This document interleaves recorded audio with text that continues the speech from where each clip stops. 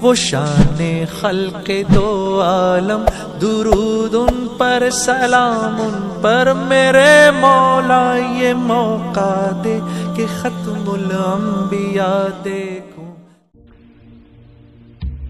کرو سودا اپنے اللہ سے، آؤ اللہ کی طرف اپنی قربان، اپنے آپ کو دکھاؤ اپنے حوصلے۔ 90 من کھجور کا لے کر آنے والا بھی موجود، اور رات بھر کی مزدوری کر کے مٹھی بھر کھجور کا لے کر لانے والا بھی موجود، اور جان دینے کے جذبے اللہ کے نبی کے زمانے میں بچوں کے اندر تھے، بچوں کے اندر۔ حضرت سعد بن ابی وقاص کہتے ہیں میں نے احد کے میدان میں دیکھا میرا بھائی اونٹوں کی ٹانگوں کے نیچے چھپ رہا تھا، میں نے اسے پکڑا، عامر ادھر آؤ۔ عامر آیا، کیا کر رہے ہو؟ کہ اونٹوں کی ٹانگیں بچھو۔ کیوں؟ اللہ کے نبی نے بچوں کو جانے سے منع کیا ہے،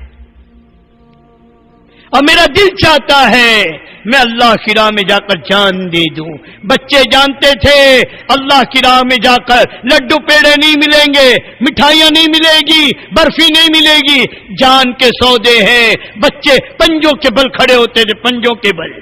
ایک کو اجازت ملی، ایک کو نہیں ملی۔ اس نے کہا یا نبی اللہ آپ نے اسے اجازت دے دی، مجھے نہ دی، حالانکہ میں اس سے زیادہ طاقتور ہوں، میرا اس سے مقابلہ کرائیے۔ اللہ کے نبی نے کہا کہ مقابلہ کرو۔ دونوں کا مقابلہ ہونے لگا تو جس کو اجازت ملی تو اس کے کان میں اس نے کہا کہ دیکھ تیرا تو بیڑا پار ہو گیا، تجھ کو تو اجازت مل گئی، اگر میرے دھکا دینے میرے گرانے سے تو گر جائے گا، میرا بھی مسئلہ حل ہو جائے گا اور مجھ کو بھی اجازت مل جائے گی۔ یہ جذبے، حالانکہ اللہ کے نبی سب دیکھ رہے ہیں، لیکن حضور صلی اللہ علیہ وسلم خاموش خاموش۔ تو دوستو ماؤں نے بچوں کے اندر یہ جذبے پیدا کیے تھے اللہ کے دین پر جان دینے کے۔ یہ بچانے والے جذبے کہاں سے آ گئے؟ یہ لگانے والی امت یہ بچانے والی کب سے بن گئی؟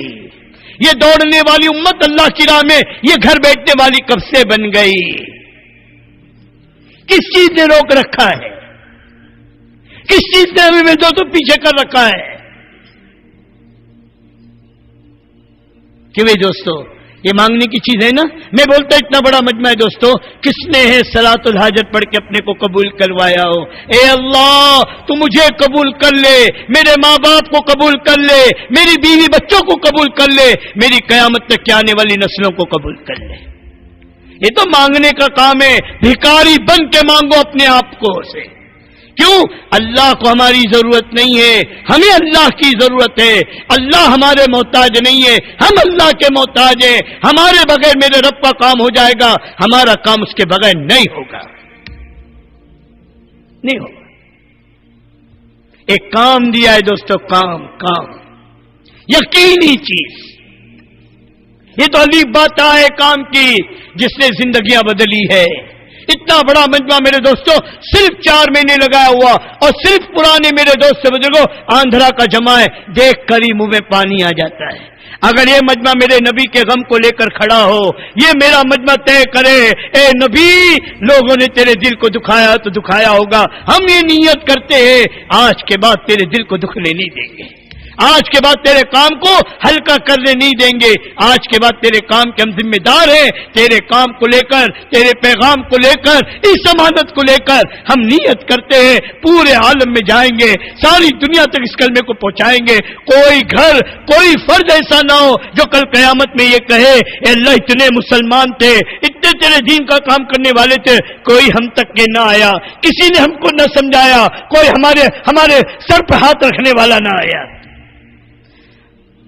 سوچو کل قیامت میں کیا منہ دکھائیں گے دوستوں؟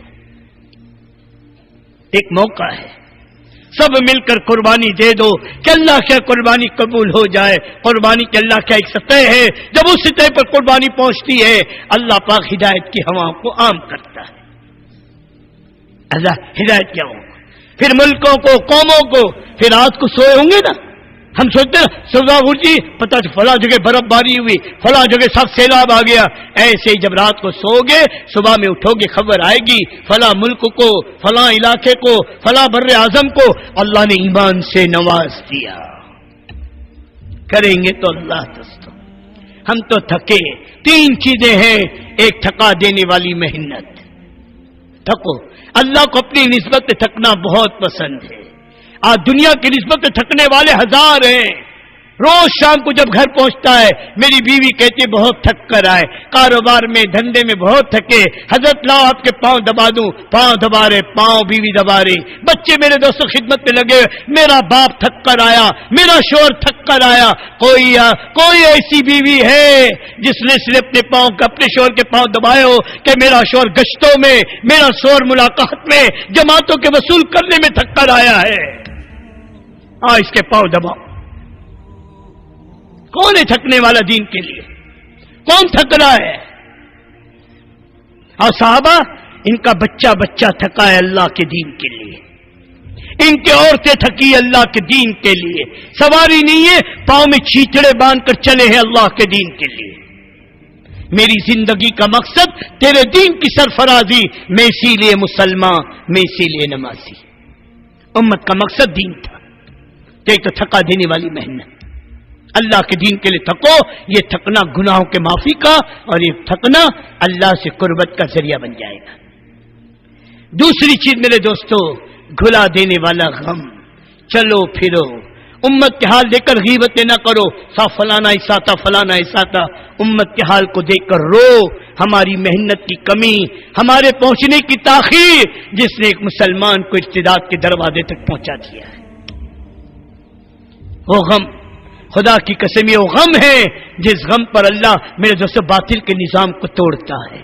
یہ وہ غم ہے جس غم پر اللہ ہدایت کی ہواؤں کو عام کرتا ہے، اور یہ وہ غم ہے جس غم پر اللہ قوموں کی اور ملکوں کی قسمتوں کو بدلتا ہے۔ اللہ غم نصیب فرما دے۔ اور تیسری چیز، رلا دینے والی دعائیں۔ جو تھکے گا وہ روئے گا، جو تھکتا نہیں وہ روتا نہیں۔ کسان دن بھر تھکتا ہے، رات کو روتا ہے کہ اللہ میری فصل کی حفاظت کر۔ تاجر دن بھر تھکتا ہے، مانگتا ہے اللہ میری تجارت میں برکت دے۔ دکاندار اپنی دکان کے لیے، کاشتکار اپنی کاشتکاری کے لیے۔ بتاؤ میرے دوستو بزرگوں، اللہ کے دین کے ہم کتنا تھکے۔ جو تھکے گا نہیں وہ روئے گا بھی نہیں۔ میرا نبی دن بھر جتنے تھکتے، رات کو اتنا روتے، رات کو اتنا روتے، پوری رات کھڑے ہو کر رو رہے ہیں، اپنے بچوں کے لیے، اپنی بیویوں کے لیے نہیں۔ میرا نبی جب بھی رویا ہے اس امت کے لیے، میرے اور آپ کے لیے۔ تو تیسری چیز، بھلا دینے والا غم، اور اس راہ میں یقین ہو، اللہ کی راہ میں نکل کر بنی اسرائیل کے نبیوں کی طرح دعائیں قبول ہوتی ہے۔ اس یقین کے ساتھ دو ہی چیزیں تو ہے، ایک طرف دعوت کی طاقت، ایک طرف دعا کی طاقت۔ دن بھر کی محنت یہ دعوت ہے، رات کی دعائیں یہ روح ہے، روح۔ اللہ خود قرآن میں کہہ رہے، اے نبی جی رات کو اپنے رب کے سامنے کھڑے ہو جائیے، دن کو آپ کو مخلوق میں تیرنا ہے۔ عجیب جملہ ہے دوستو، عجیب۔ تیرنا، یہ نہیں کہا دوڑنا ہے، یہ نہیں کہا بھاگنا ہے، یہ نہیں کہا کہ آپ کو اپنے آپ کو کھپانا ہے، بلکہ اللہ تو کہہ رہے میرے نبی تجھ کو تیرنا ہے۔ اور اللہ پاک جزائے خیر دے میرے دوستو علماء کرام کو عجیب نقطے نکال کر لے آتے ہیں۔ فرمائے تیرنے کے علاوہ اور جتنے چیزیں ہیں چلنے کی، اس میں آدمی بیٹھ بھی سکتا ہے، کھا بھی سکتا ہے، آرام بھی کر سکتا ہے، چل بھی سکتا ہے، پھر کسی منزل پہ رک گیا، بیٹھ گیا، کھا لیا، پی لیا، بات بھی کر لیا، سب کی گنجائش ہے۔ لیکن تیرنے کے لیے جب آدمی پانی میں اترتا ہے اس کے بعد ارے بولو، اب یہ کھا سکتا ہے، یہ پی سکتا ہے، یہ کہیں رک سکتا ہے؟ اسے تو مسلسل چلنا ہے، جہاں رکا ہوا نیچے جائے گا۔ تو اللہ کہہ رہے نبی جی تیرنا ہے تجھے، تیرنا۔ اسی لیے آقا نے جب دعوت پہ قدم رکھا، میرے دوست لنگی کس لی، سونے کا زمانہ ختم، رونے کا زمانہ، امت تک کے پھرنے کا زمانہ ہے۔ پھر میرے نبی نے امت کو تیر کر دکھایا ہے۔ 23 سال کی زندگی دیکھو، 13 سال مکہ کی زندگی، 10 سال مدینہ کی زندگی، نہ خود بیٹھے نہ امت کو چین سے بیٹھنے دیا ہے، اور موت تک جیسے میرے دوست بزرگوں منزل پر پہنچ کر تھکا ہوا مسافر جیسے بیٹھتا ہے، ایسے اللہ کے نبی نے امت کو تھک کر دکھایا ہے۔ پھر آپ کی دعائیں، اللہ اکبر۔ اسی لیے میں ایک مثال دیتا ہوں، جو آدمی نکاح کرتا ہے وہی اولاد کے لیے دعا کرتا ہے۔ کیوں بھائی؟ جو نکاح نہ کرے اولاد کی دعا مانگتا ہے؟ ارے بولو کہ نہیں صاحب میں تو بچہ چاہیے، نہیں نکاح کے بغیر کون مانگے گا؟ ایسے جو دعوت کی محنت کرے گا، جو دین کی محنت میں اپنے کو تھکائے گا، وہی امت کی، انسانیت کی، سارے عالم کی انسانیت کی ہدایت کی دعا کرے گا۔ اور اپنے آپ کو پورے عالم کا ذمہ دار سمجھو، پورے عالم کا، یہاں تک کہ دنیا کے کروڑوں غیر مسلم ہیں، ہم ان کے بھی ذمہ دار ہیں، ان کی بھی امانت ہمارے پاس ہے، ان کو بھی اللہ کے، ان کو بھی آخرت کا بچانا، ان کو بھی جہنم کی آگ سے بچانا، یہ ہماری ذمہ داری ہے۔ لیکن پہل ہماری محنت جو ہوگی یہ مسلمانوں کو دین پر لانے کی ہوگی۔ اس کے لیے میرے دوستو یہ سارا مجمع اس کی نیت کریں کہ انشاءاللہ آج تک جو قصور ہوا، آج تک جو کوتاہی ہوئی، آج تک ہم نے اپنے آپ کو بچا بچا کر جو کام کیا، ہم اس سے اللہ سے معافی مانگیں گے کہ بھئی سارا مجمع معافی مانگنے کے لیے تیار ہے؟ تو سارا مجمع کہے کہ اللہ آج تک دعوت کی عظیم محنت کے تعلق سے جو کوتاہی، جو غفلت، جو سستی ہم سے ہوئی ہے، اے اللہ آج اس پورے مجمع کے سامنے ہم تیری بارگاہ میں معافی مانگتے ہیں، تو ہمیں معاف کر دے۔ کہو اے اللہ تو ہمیں معاف کر دے، کہو اے اللہ تو ہمیں معاف کر دے، کہو اے اللہ تو ہمیں معاف کر دے۔ اتنا بڑا مجمع دوستو اللہ کے سامنے معافی مانگا ہے، اللہ ہم سب کی توبہ کو قبول فرمائے۔